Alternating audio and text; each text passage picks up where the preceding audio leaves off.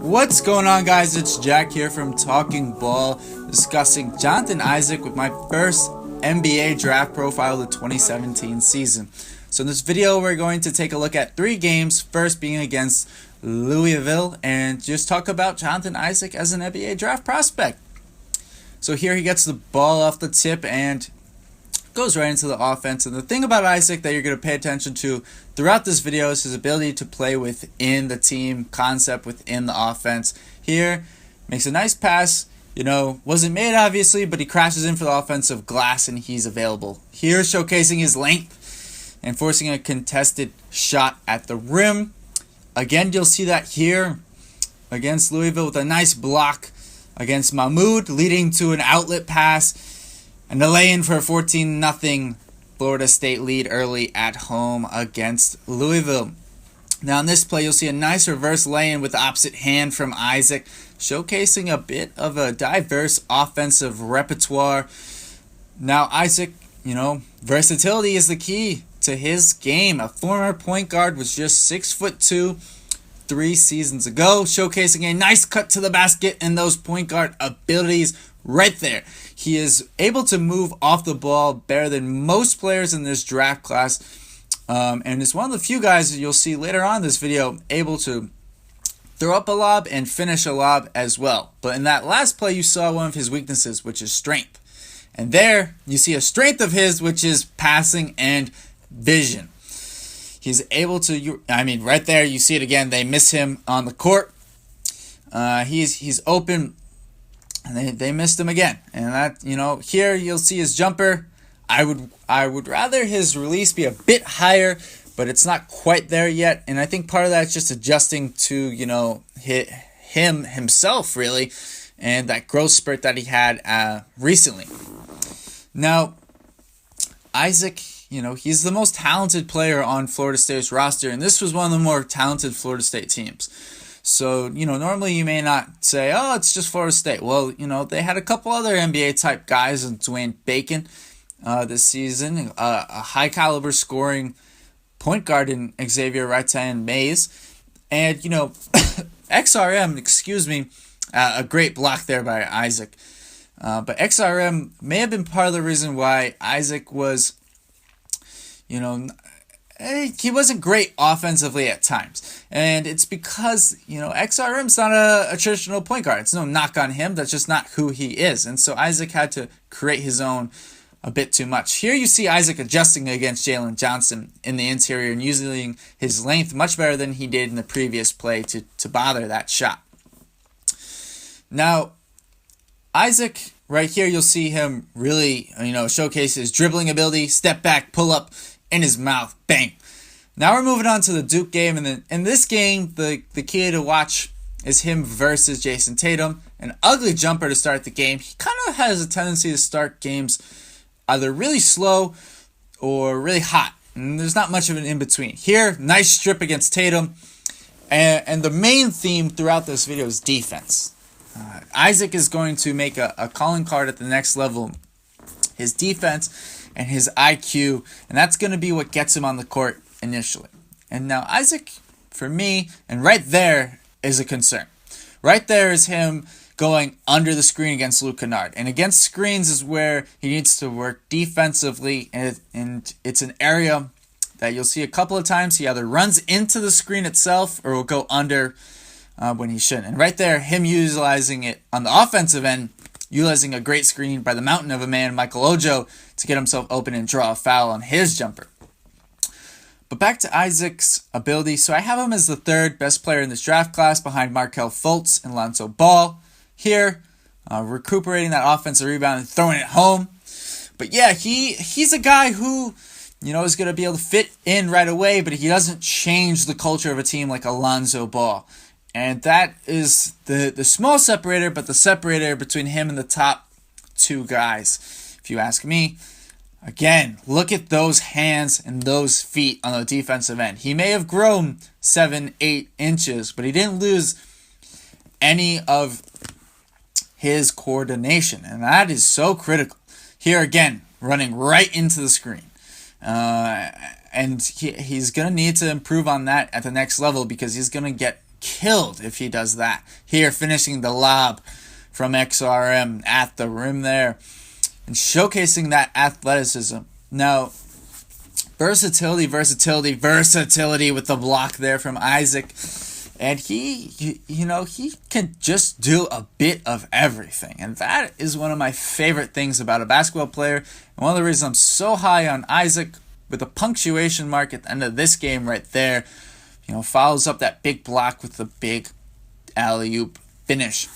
Now, this is one of the worst games for Isaac and Florida State on the season against Georgia Tech. He misses the jumper right out the bat. Nice pull-up, though. I like the move, just couldn't get the finish, couldn't get the bounce to go down. But in this game, they get blown out by a Georgia Tech team that was, throughout the season was so-so. And this is part of the reason why I say Isaac doesn't change the culture. The ball also is just not in his hands enough to change the culture, right? He's a wing guy. And so we'll see if that changes throughout the course of his NBA career. But as of now, he's kind of a guy who fills in. And isn't a ball dominant type player, which is good, especially for early on. But he's going to need to develop more if he's going to become a all NBA type, Paul George, Kawhi Leonard-esque wing.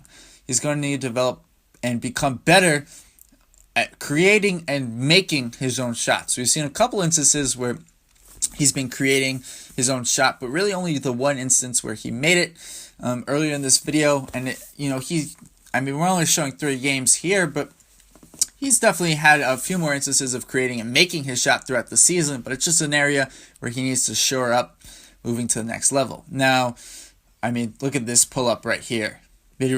So nice, such an advanced skill set from Mr. Isaac. Now, talking about teams, scheme fits and whatnot. The thing about Isaac that I have discussed and I love so much is I think he could play for just about anybody.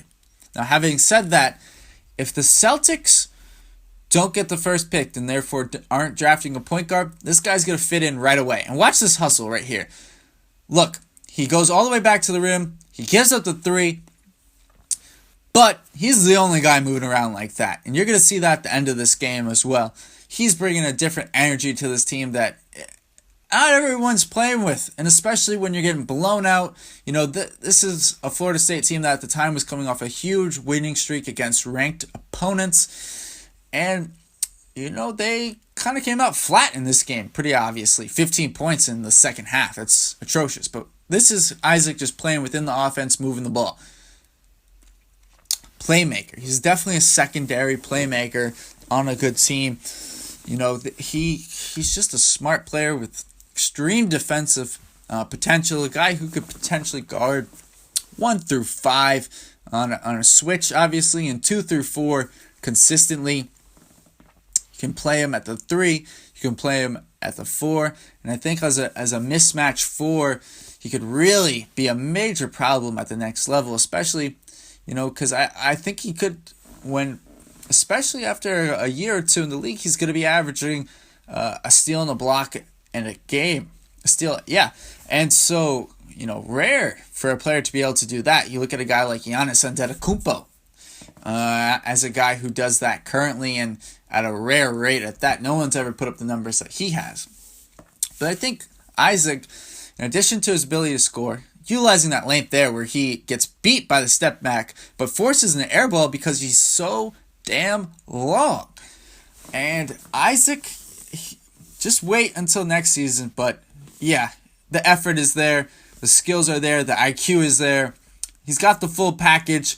I don't know if he's going to be a superstar, but this is a guy who should eventually work his way onto an all-star team, I believe.